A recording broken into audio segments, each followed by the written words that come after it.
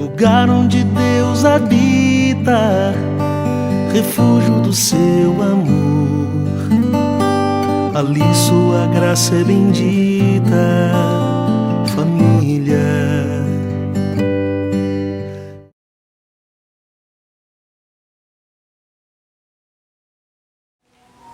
Tito capítulo 2, versículo 11, diz assim a palavra do Senhor: Porquanto a graça de Deus se manifestou salvadora a todos os homens, educando-nos para que, renegados as impiedades e paixões mundanas, vivamos no presente século sensata, justo e piedosamente, aguardando a bendita esperança e a manifestação da glória do nosso grande Deus e Salvador, Cristo Jesus, o qual a si mesmo se deu por nós, a fim de remir-nos de toda iniquidade, purificar para si mesmo um povo exclusivamente seu, zeloso de boas obras. Diz estas coisas, exorta, repreende também com toda a autoridade, ninguém te despreze.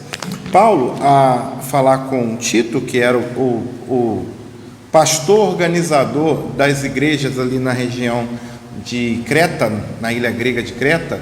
Por que eu falo das igrejas? Porque eram igrejas domésticas e não eram igrejas grandes, era igreja de casa. Só que ao mesmo tempo tinha uma igreja, uma grande igreja, um grande povo que ele tinha que instruir. Paulo foi lá, plantou a igreja, bem parecido com os moldes, né, que nós temos hoje. Essa semana, na terça-feira, tivemos a reunião da Secretaria de Apoio Pastoral e eu cheguei no meio de uma conversa do evangelista Humberto, junto com alguns pastores, e ele perguntando, qual que é a sua função?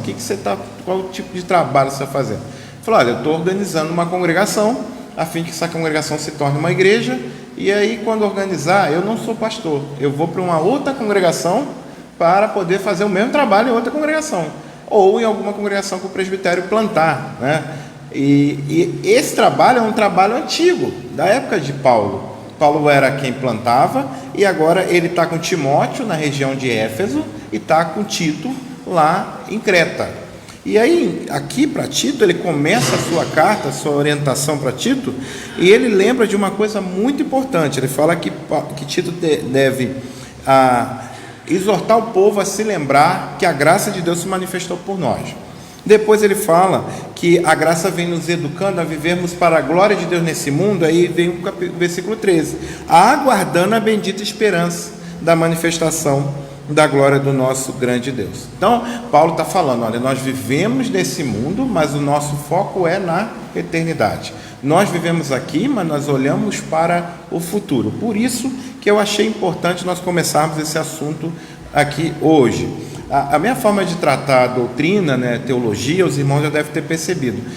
Esse negócio de ficar com a coisa muito lá na elucubração, nas conjecturas, como é que seria? Não. A gente entende a Bíblia, a doutrina bíblica, como importante para a nossa vida.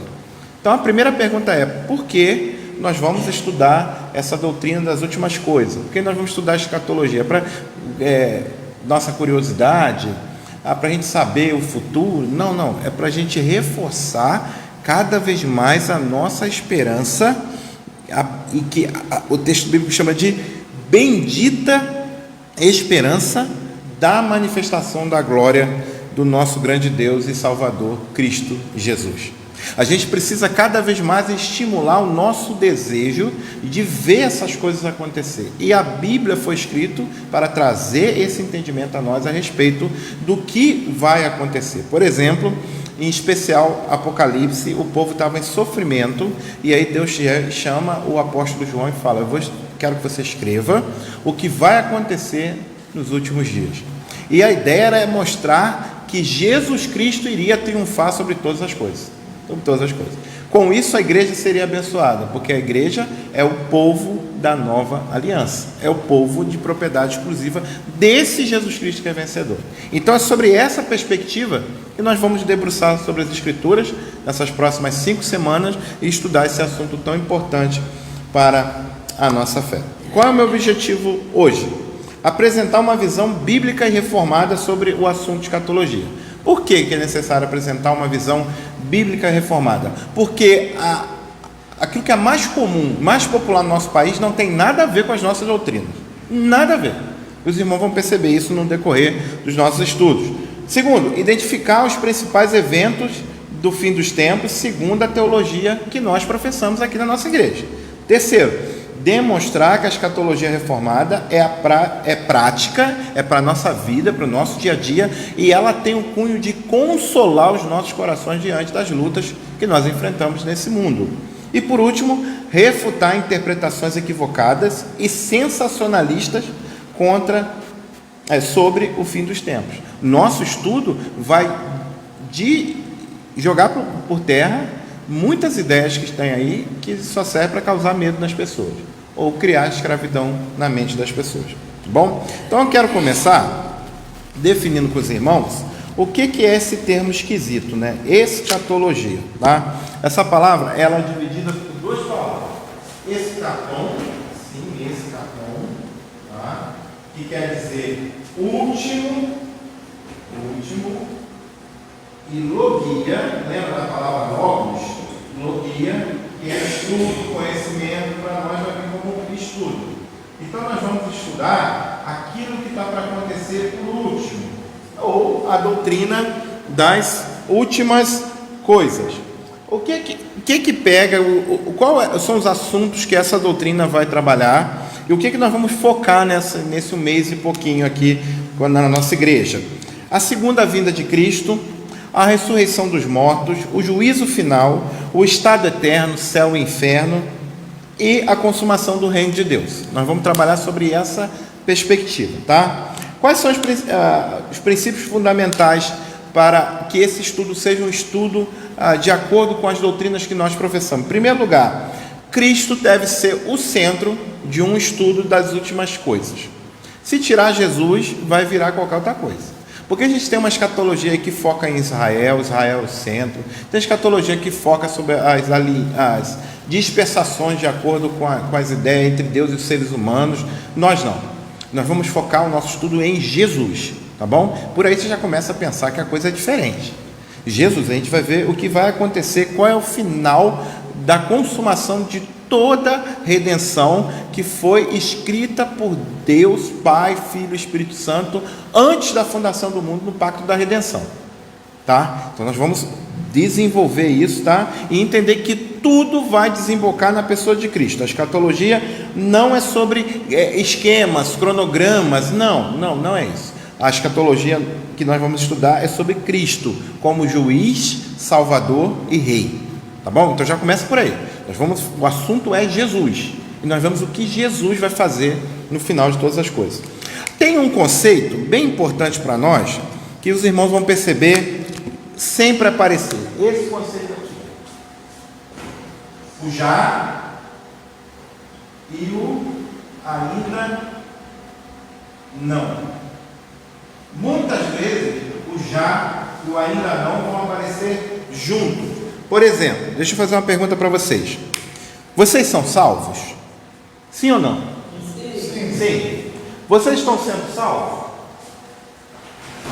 E aí? Você está com um pouquinho de água? Vocês estão sendo salvos? Sim. Concordo também, tá certo. Vocês vão ser salvos? E aí? Sim. Vocês estão afiados, hein?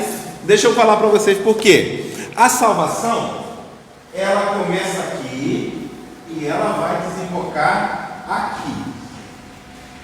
Isso daqui, a gente pode começar por antes ainda desse asterisco, por uma coisa chamada eleição.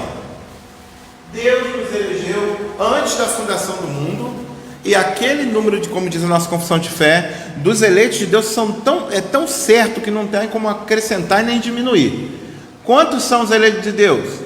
O testemunho de Jeová fala que é 144 mil que vão morar no céu, né? A gente não sabe. Lembre-se sempre, a gente não é da contabilidade, a gente é do marketing. A gente não tem o livro da vida. Mas essa doutrina, ela é verdade. Deus elegeu um povo e vai chamar no tempo.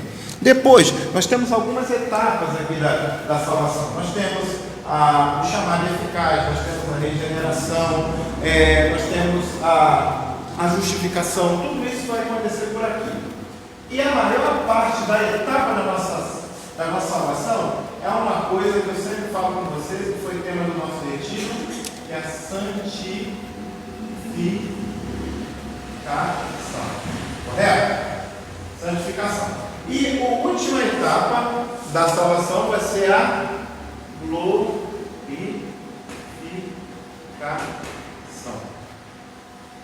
Olha só. Na eleição, e aí no tempo aqui, vamos botar aqui no chamado eficaz aqui. Vou usar o chamado aqui eficaz, é quando Jesus nos chama. Obrigado, meu irmão. Jesus nos chama nesse chamado eficaz aqui. Antes desse chamado aqui, nós já fomos eleitos. Antes desse chamado aqui, nós éramos escravos do pecado. Escravo mesmo. Você roubava e não conseguia parar de roubar. Você bebia e não conseguia parar de beber. Você xingava os outros. Você brigava com os outros. E vários pecados que te escravizavam. Você não conseguia se libertar. Quando Jesus chamou e te regenerou, agora você não é mais escravo do pecado, mas peca. Não peca? É o estado que a gente está hoje. O que nós estamos fazendo? Todo dia abandonando pecados e abraçando a obediência a Deus. Então isso é santificação. Então aqui nós pecávamos e não conseguimos escolher não pecar. Agora aqui em santificação, nós pecamos, mas nós conseguimos escolher não pecar, porque nós temos o Espírito Santo, correto? Ele nos leva a dizer não para o pecado. Um dia a presença do pecado vai sumir e a gente não vai poder pecar mais. Isso daqui já aconteceu, então nós já fomos salvos disso aqui. Da culpa do pecado já não existe mais a culpa. Nós estamos sendo salvos da presença do pecado. E um dia nós seremos totalmente libertos da presença do pecado e da culpa do pecado. Isso é salvação. Nesse esquema da salvação nós vemos o já e o ainda não. Tem coisas que já aconteceram, tem coisas que estão acontecendo e tem coisas que ainda vão acontecer. Nós vamos ver isso nos nossos estudos. Tá? Na doutrina da santificação nós temos isso e na doutrina da escatologia também. Fala, meu irmão, por favor. Essa frase aí, eu estou sendo salvo, aí me confundiu. Vou melhorar então. Porque a salvação perfeita de Cristo, ele já nos vê na glória, né? Ele já nos vê na glória. E aí? Qual seria a melhor? Essa salvação ela é tão perfeita que mesmo que a pessoa não passe por aquelas etapas todas, só o fato de crer em Cristo como único eterno Salvador já não é salvo. Olha só, vou explicar o senhor então, vou fazer melhorar isso então. Vamos lá. Quando você me pergunta para mim assim, você é salvo? Isso. Mas assim, estou sendo salvo. Tá. Não, o problema do arminiano é que ele acha que ele faz alguma coisa para começar a primeira etapa. Aqui.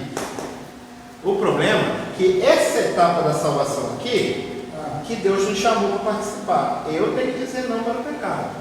Essa parte aqui ele chamou para participar. Eu fui salvo aqui de uma forma que eu não poderia fazer nada. Dessa forma aqui, eu estou me apropriando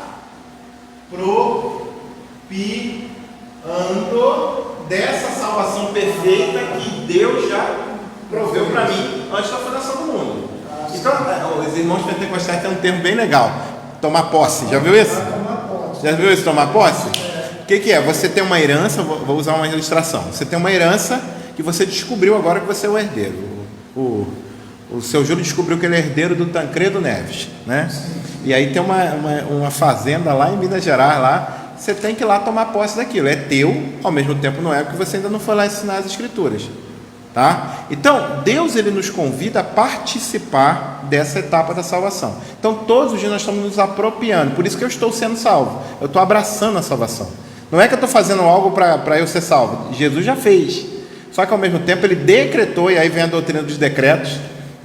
Deus decretou antes da fundação do mundo que algumas coisas na salvação teria que fazer. Então eu estou me apropriando. E lá no futuro ele vai derramar totalmente a glorificação, que aí o pecado não vai existir mais, é quando vai consumar todas as coisas. Gente, vai existir um momento que não conseguiremos exercer nenhuma livre agência, nem livre-arbítrio, nada, porque Deus vai tirar isso da gente, e isso vai ser uma coisa boa, porque o homem no Éden, ele teve o livre-arbítrio, e ele escolheu pecar.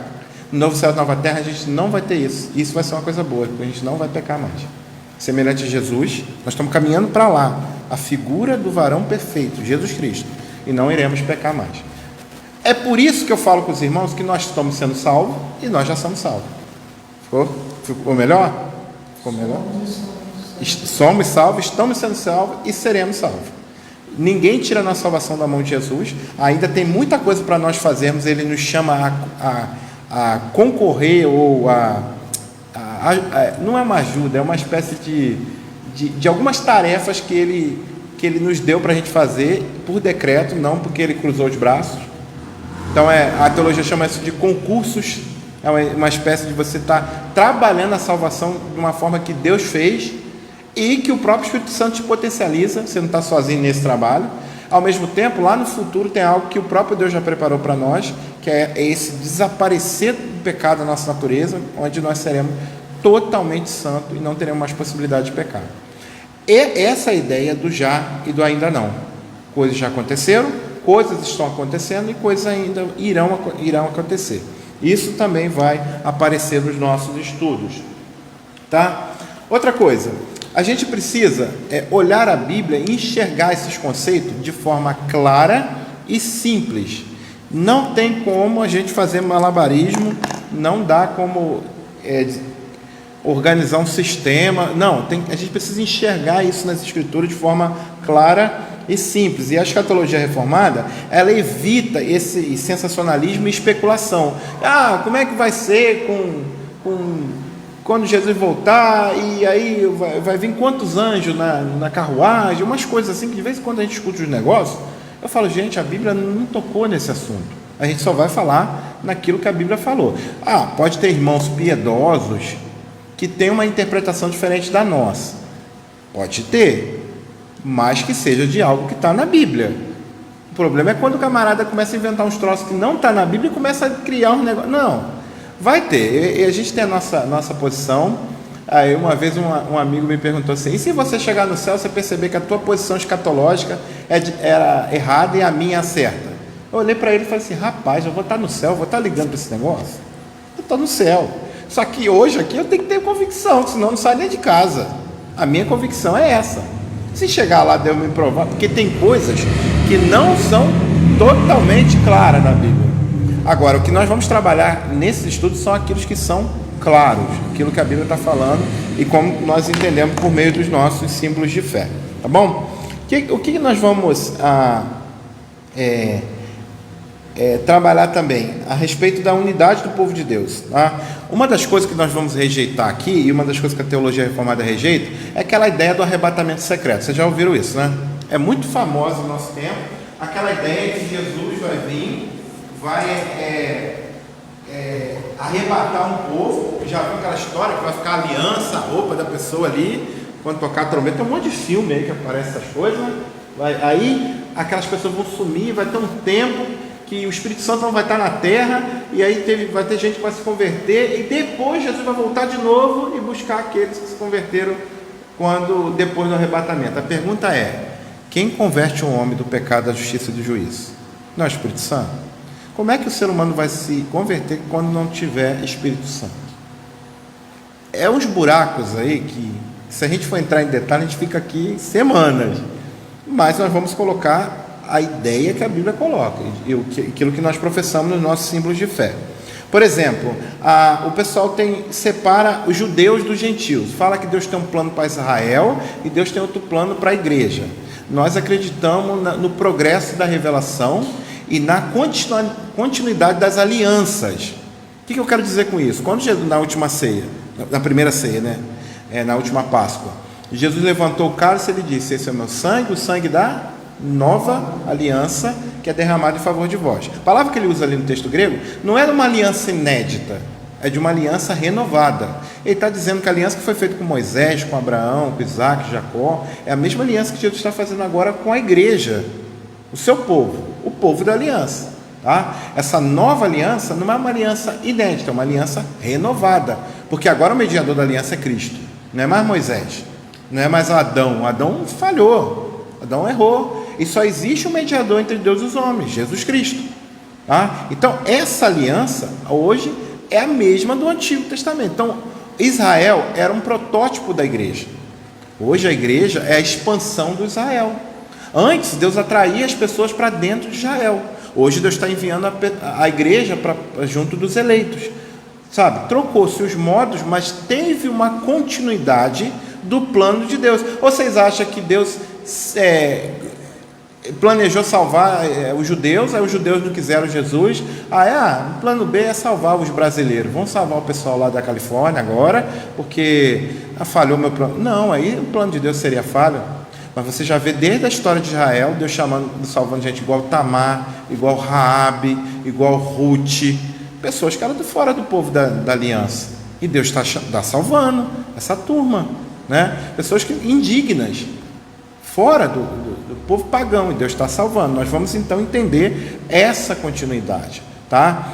Deus só tem um povo, gente, as pessoas que foram lavadas e remidas pelo sangue do Cordeiro, judeus e brasileiros, judeus e argentinos, e gente daqui da Califórnia, e gente lá de Tel Aviv, sabe? Gente que já morreram e gente que ainda vai nascer nos 4 cantos dessa terra. Deus está salvando pessoas ainda no mundo inteiro. Então nós vamos entender essa unidade do povo de Deus também nos nossos estudos, tá bom?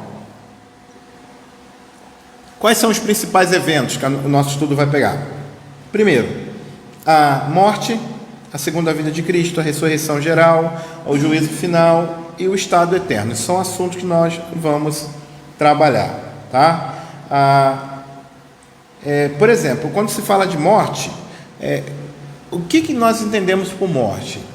Onde estão os crentes que morreram hoje e já não estão mais aqui? O que está acontecendo com eles? Eles estão em carne e osso, eles estão só em espírito? O que aconteceu com o corpo deles e o que vai acontecer com o corpo deles? Nós vamos tratar sobre isso. Jesus vai voltar, mas de que forma? Vai ter esse arrebatamento secreto? Todas as pessoas vão ver? O que é isso? Como é que vai ser esse retorno de Cristo? Outra coisa, a ressurreição geral.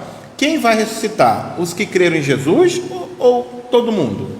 E como que vai ser isso? O juízo final. Vai ter um julgamento com um promotor, com um juiz, com um advogado? Ou vai ser Jesus Cristo aplicando a pena unicamente sobre aqueles que não creram? Porque aqueles que creram já saíram fora desse julgamento. Nós vamos ver sobre isso. E por final, tudo, quando acabar tudo, o que vai acontecer quando acabar tudo? Vai começar alguma coisa? Nós vamos ver que sim. O final não vai ser o final para os crentes. O final vai ser o começo de todas as coisas, tá? O começo de algo muito mais maravilhoso que foi o Jardim do Éden. Nós vamos perceber isso nos nossos estudos, tá? Nós vamos colocar também em xeque algumas outras correntes, e nós vamos trabalhar confrontando a mais popular, que é o que nós chamamos de dispensacionalismo, que é a que mais tem se trabalhado hoje aí no nosso país, eu acho que até no mundo, por causa tem um autor nos Estados Unidos que escreveu uns livros de ficção, a ideia dele não era escrever um tratado teológico. Esses livros viraram filme, o Tim LaHaye, o filme, você já deve ter ouvido falar, Deixados para Trás, vocês já ouviram falar desse filme? Famoso, né? Esses livros viraram esses filmes, e esses filmes viraram sucesso mundial. Crentes e não crentes viram esse negócio. E isso foi abraçado por muitas pessoas como uma única visão da teologia dos fins dos tempos, tá? Outra coisa, tem uma Bíblia também de estudo, Scofield. Já ouviu falar dessa Bíblia, seu Júlio? Scofield? A Bíblia de estudo Scofield também foi uma literatura que ficou muito famosa no país inteiro, no mundo inteiro, inclusive em língua portuguesa. Tá? A gente tem a Bíblia de Scofield nossa língua portuguesa. A Bíblia de Scofield é uma Bíblia dispensacionalista. Tá? Mas aí, se não existe só essa ideia, qual é a ideia que nós presbiterianos professamos? Tá? Nós vamos trabalhar isso, tá?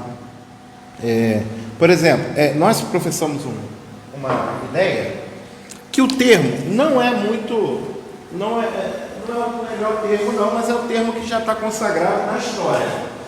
O nome é esse aqui, ó, amilenismo.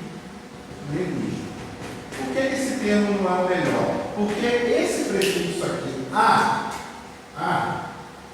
dá uma ideia de não existir no texto grego.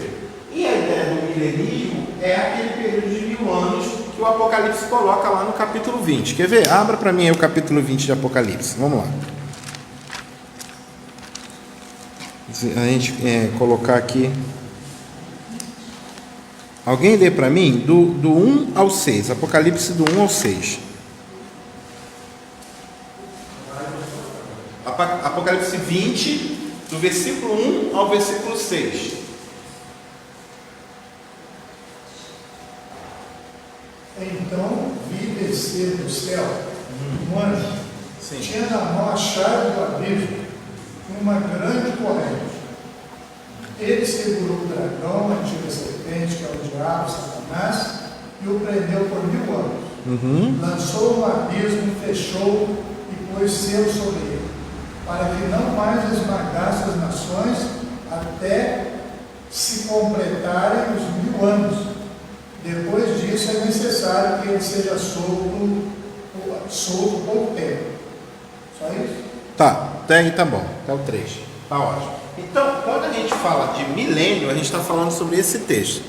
Um período de 1000 anos, que está escrito aqui, que o Satanás vai ser acorrentado. É daí que vem a expressão que o diabo está amarrado, né?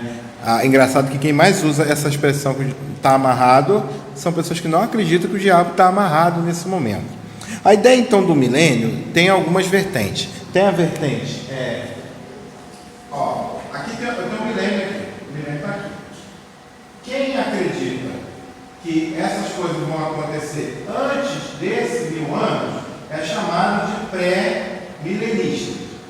Quem acredita que essas coisas vão acontecer e depois vai acontecer coisas maravilhosas, depois que o diabo vai estar amarrado, são chamados de pós-milenistas. Nós estamos aqui no meio, nós presbiterianos acreditamos que o milênio já está acontecendo. Por isso que o amilenismo, sem milênio, não é um nome muito legal. Alguns estudiosos da teologia reformada falam sobre milênio realizado. É um termo novo que tem se falado nesse momento, né? Pelo menos nesse período que eu comecei a estudar. Só que esse termo ninguém conhece, então fica mais fácil a gente falar que nós somos amilenistas. Mas o amilenista não é que a gente não crê no milênio e nem no arrebatamento. A gente crê no arrebatamento, só não crê no arrebatamento secreto. A gente crê no arrebatamento que todo olho vai ver. Está escrito, Jesus vai vir em nuvem de glória e vai arrebatar a sua igreja para ele. Todo mundo vai ver isso. Só não é secreto. E a ideia de um milênio realizado é a gente acreditar que no momento em que Cristo ressuscitou, ele delimitou, ele cancelou, ele tirou o poder do diabo de tal forma que o diabo está com poder limitado nesse momento. Tá? Vocês falam, pastor, está desse jeito e ele está amarrado? Tem coisa pior por aí. Tem coisa pior por aí, a gente vai ver isso. Tá bom? Qual que é a maior evidência de que o diabo não tem todo o poder que ele deveria ter, que ele teve em outrora? O evangelho está sendo pregado no mundo inteiro. Tá? O maior trabalho dele era impedir que essa mensagem fosse pregada. Agora, o texto diz que um momento vai ter um momento da história que ele vai ser solto. Então nós cremos, nesse momento, essa ideia aqui, o pré-milenismo tem alguns furos. Por exemplo, a segunda volta de Cristo vai vir 2 vezes. Tem uma ideia com Israel que a gente não compartilha por causa da doutrina do progresso da revelação, uma teologia bíblica que nós temos. Então, o pré-milenismo ficou muito popular, mas ficou para trás. O pós-milenismo, que a gente não vai falar muito, ele caiu muito em descrédito, porque eles acreditavam em um milênio que iria acontecer essa limitação do poder de Satanás, e depois daquele milênio iria acontecer um período de muita paz no mundo. Eles delimitaram um momento na história para isso acontecer e acharam que depois daquele momento ia ter muita paz, mas foi depois daquele momento que eles acharam que teria paz que aconteceu as 2 guerras mundiais. Aí, meu filho, aí quebrou, essa ideia ficou muito para trás. Existe ainda estudiosos, gente piedosa, gente inteligente que ainda professa essa ideia, mas bem menos, são bem menos os pós-milenistas do que os pré-milenistas. E os amilenistas também estão ali no meio termo, é a ideia que nós temos professado, tá bom? Por exemplo, a respeito do reino de Deus, Nós, presbiterianos, acreditamos que o reino de Deus já está acontecendo. Tá? Jesus, quando botou o pé na terra, ele falou: o reino de Deus é chegado entre vós. Então o reino está acontecendo e ele se expande por meio da igreja. Os irmãos já viram falando isso várias vezes aqui na igreja. Isso é uma doutrina particular nossa dos reformados. Porque os dispensacionalistas, os pré-milenistas, eles não acreditam que o reino de Deus está acontecendo agora. Eles acreditam que o reino de Deus ele é futuro. E esse reino que nós já aproveitamos dele hoje, eles acreditam que vai acontecer só no milênio. Só no milênio. Que aí o evangelho vai ser ouvido, que Deus vai... O evangelho vai chegar aos 4 cantos dessa terra, vai acontecer nesse período que para eles o diabo vai ser preso, mas que para eles ainda não está acontecendo. Vai acontecer ainda. Outra coisa, a segunda vinda de Cristo. A ideia da segunda vinda de Cristo, para nós, ela é visível. Para eles é secreta.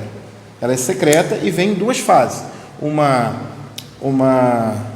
O arrebatamento secreto e depois a vinda gloriosa de Jesus. O problema é que o texto bíblico só fala de uma segunda vinda.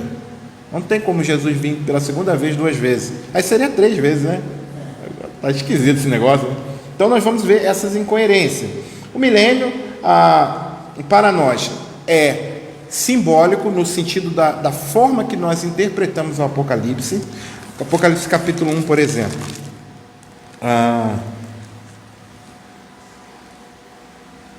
Apocalipse 1, 3. Leia um, irmão, por favor.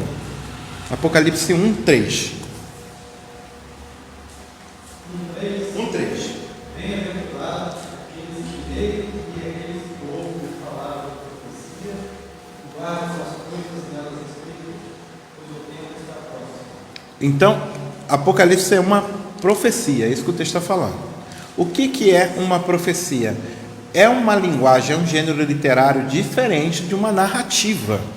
O Apocalipse, ele é um livro profético simbólico, uma literatura particular, que na antiguidade já existia literatura apocalíptica, mas nenhuma, toda a história da humanidade, se compara a esse tipo de literatura aqui. Ela usa uma estrutura hebraica, que os judeus usavam, que é uma coisa chamada paralelismo. O paralelismo era assim: eles contavam a mesma coisa algumas vezes para poder reforçar o ensino. Às vezes repetia a ideia com palavras diferentes, às vezes expandia o conceito. Essa da ideia de palavras diferentes é chamado de sinonímico, a ideia de sinônimos, né? Por exemplo, Salmo 19 diz assim: a lei do Senhor é boa, o seu testemunho é perfeito. Lei e testemunho é tudo palavra de Deus. Lá no texto do Salmo está usando um paralelismo sinonímico, são sinônimos. E tem o paralelismo progressivo, que ele vai expandindo. Ele fala um pouquinho aqui, depois ele fala a mesma coisa, mas fala mais um pouco, depois ele usa o mesmo conceito e fala mais um pouco do que ele falou pela segunda vez.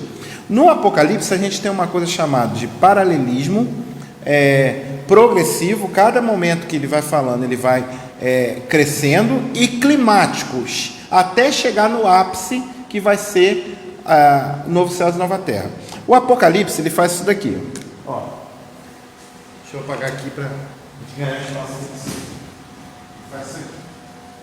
Ele vai contar, ele foi escrito para o povo que estava aqui sendo morto lá pelo Império Romano, né? O João está lá na ilha de Páscoa, quando recebe as revelações, ele já está preso, e aí ele tem que escrever o Apocalipse para o povo saber o que vai acontecer nos últimos dias.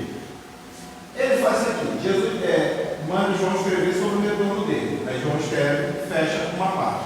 Depois ele vai fazer a mesma coisa, só que ele fala mais um pouquinho.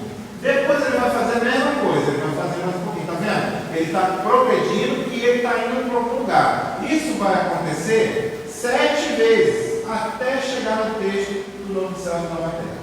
Tá? A gente vai perceber, claro, a gente não vai fazer um estudo do Apocalipse em particular, mas é isso que acontece quando nós olhamos o Apocalipse de forma profética e de forma expandindo, de forma cíclica, os ciclos que ele vai trabalhando. Se eu for ler o Apocalipse de forma linear, achando que ele está contando uma história que começou no 1 e terminou lá no 22, acho que é o 22, não é o último, né? Eu vou encontrar um monte de pelo em ovo. Se eu entender que a história está sendo contada 7 vezes, e a gente vê isso claramente, João começando de novo 7 vezes e expandindo o conceito, aí eu vou entender, em primeiro lugar, que o capítulo que está falando do milênio já fechou uma sessão e está entrando outra. Outra coisa, como é uma linguagem profética, eu não posso pegar os 1000 anos, tudo é profético, só o milênio que é 1000 anos literal. Como é que é isso? Se eu creio que o milênio é literal, então vai aparecer um monstro de 7 cabeças andando por aí, porque a besta está descrita lá como isso. E não é isso. Tá? Não é. Nós vamos entendendo as figuras e a gente vai fazer isso junto. Por favor, Maria.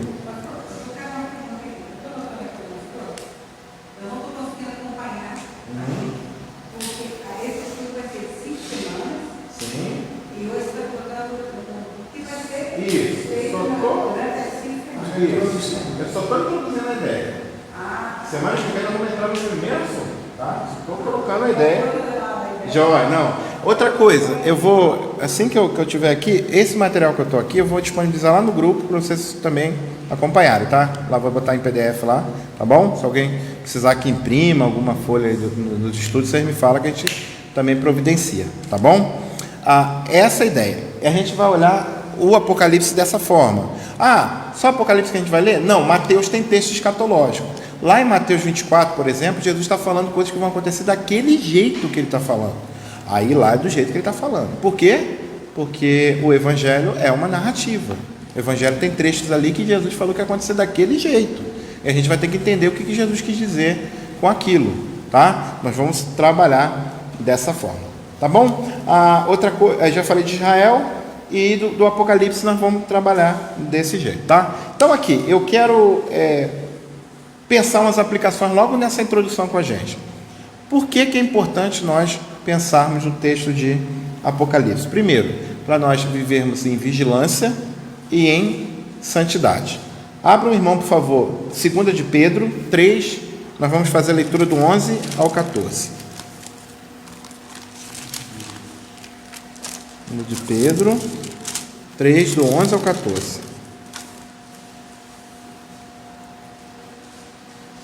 Isso mesmo, 3, do 11 ao 14.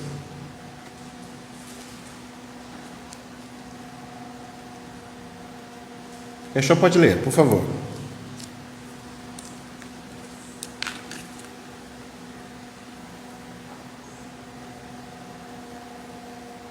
Visto que Pode ler?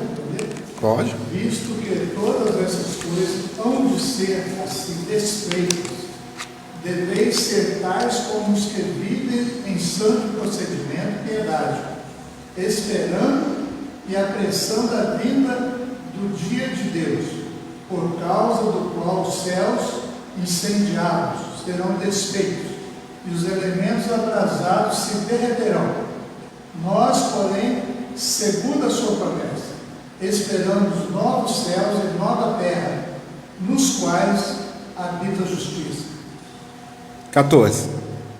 Por esta razão, pois, amados, esperando essas coisas, empenhai-vos por seres achados por ele em paz, sem mácula e irrepreensíveis. Amém. Um dos planos que eu tenho com os irmãos aqui é para os irmãos não ver estourando um pneu lá no asfalto, ver caindo um avião aqui no campinho da Califórnia, sem gente lá, tá? Só o avião lá, e nem o piloto vai cair, vai se machucar, e os irmãos não achar que o mundo está acabando por causa disso. E se o mundo estiver acabando, vocês perceberem que vocês estão guardados na mão de Jesus. A gente precisa ficar vigilante, mas ninguém pode tirar nós da mão de Jesus, tá? Outra coisa, consolo em meio às lutas. Tessalonicenses 4, 1 Tessalonicenses 4, versículo 13. Vamos ver o que esse texto está escrito aqui. O que está escrito nesse texto? 1 Tessalonicenses,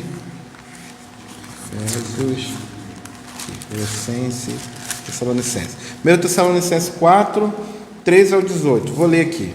Não queremos, porém, irmãos, que sejais ignorantes a respeito dos que dormem, para não vos entristeceis com os demais, que não têm esperança. Pois se cremos que Jesus morreu e ressuscitou, assim também Deus, mediante a Jesus, trará em sua companhia aqueles que dormem.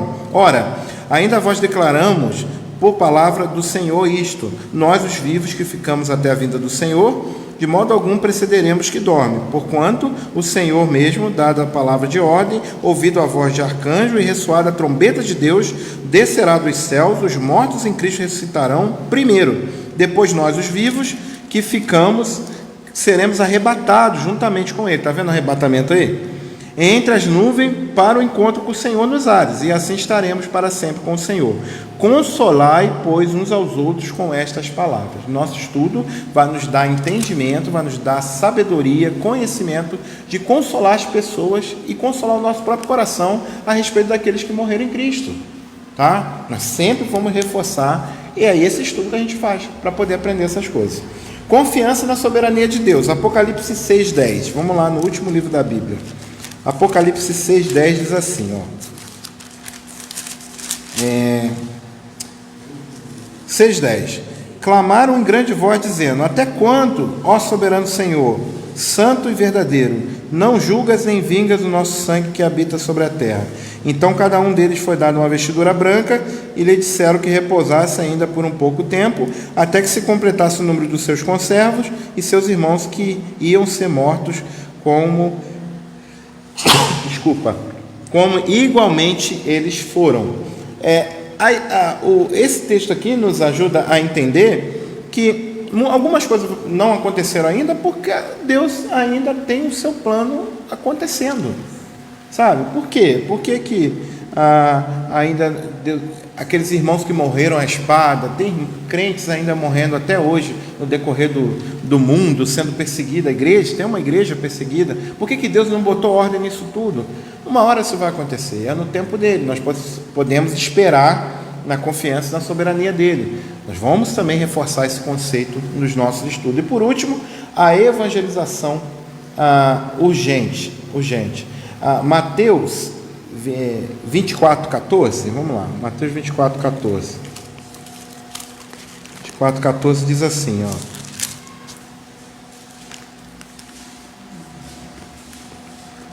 Mateus 24 é o sermão escatológico de Jesus, né? Jesus começa a falar sobre o final dos tempos aqui no capítulo 24. E no versículo 14 diz assim: será pregado este evangelho no reino por todo o mundo, para testemunho a todas as nações, então virá o fim. Ou seja, se você tem desejo de ver Jesus voltando, a tua tarefa de evangelização precisa estar em dia, porque Jesus só vai voltar quando o último eleito ouvir a pregação do evangelho. A gente não sabe quantos eleitos tem, então a gente precisa pregar, tá? Lá no 28, a partir do 19, 20, é o texto da grande comissão. Diz assim o versículo 19, que os irmãos conhecem muito, ide, portanto, fazer discípulos de todas as nações, batizando em nome do Pai, do Filho e do Espírito Santo, ensinando-os a guardar todas as coisas que vos tenho ordenado. No finalzinho tem uma nota escatológica: e eis que estou convosco todos os dias até a consumação do século. Nossa tarefa de evangelizar está sendo guardada por Deus e potencializada por Deus, porque Ele vai nos levar até aquele glorioso dia. Então, entender de escatologia é também dar valor à evangelização, porque é uma tarefa que Deus nos deu, não apenas para quando a gente é novo convertido, mas para até a consumação do século. Tá bom? Pergunta, alguma dúvida? Gostaria que os irmãos falassem alguma coisa, uma contribuição. Não se assuste, por favor, Maria, não se assuste, nós estamos começando. E nós vamos, semana que vem, começar a falar sobre a escatologia individual. Nós vamos falar sobre o que vai acontecer conosco. Depois nós vamos falar o que vai acontecer com a igreja. É assim que a gente vai trabalhar, tá? Escatologia individual é o que acontece conosco. Escatologia geral é o que acontece com a igreja. Nós vamos trabalhando devagarzinho. Eu vou disponibilizar lá o material para os irmãos também estarem acompanhando. Qualquer dúvida, por favor, manda uma mensagem. Pode fazer pergunta, nós vamos ter o prazer de responder aos irmãos. Se eu não souber, eu vou lá, faço pesquisa, trago para os irmãos no outro dia, sem problema nenhum. A gente quer crescer junto no conhecimento do Senhor, para a glória de Deus e para a nossa edificação. Tá bom? Isso aí. Tá bom? Se não ficou nenhuma dúvida, se algum irmão quiser falar alguma coisa, senão nós vamos ficar em pé, vamos orar, agradecendo a Deus por esse tempo, tá? e eu estou bem satisfeito com o privilégio de poder estar estudando esse assunto tão maravilhoso com os irmãos. Os irmãos sabem que lá quando eu estava no seminário, nós ouvimos uma história que numa dessas análises de candidato, o seu Júlio participou da minha, né? O seu Júlio está fresquinho. As análises de candidato para ordenação. Um dos pastores perguntou para o seminarista assim: qual é a sua posição escatológica? Ele olhou para o plenário e falou assim: eu não acho isso uma coisa importante, não.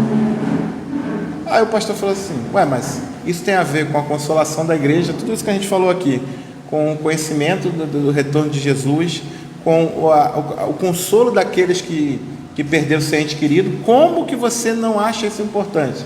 Aí botou o candidato mais um ano de licenciatura para ele estudar esse assunto que a gente está estudando aqui junto. Então é importante, tá, gente? E nós vamos descobrindo essas riquezas a cada dia que passa, tá bom? Lugar onde Deus habita, refúgio do seu amor, ali sua graça é bendita.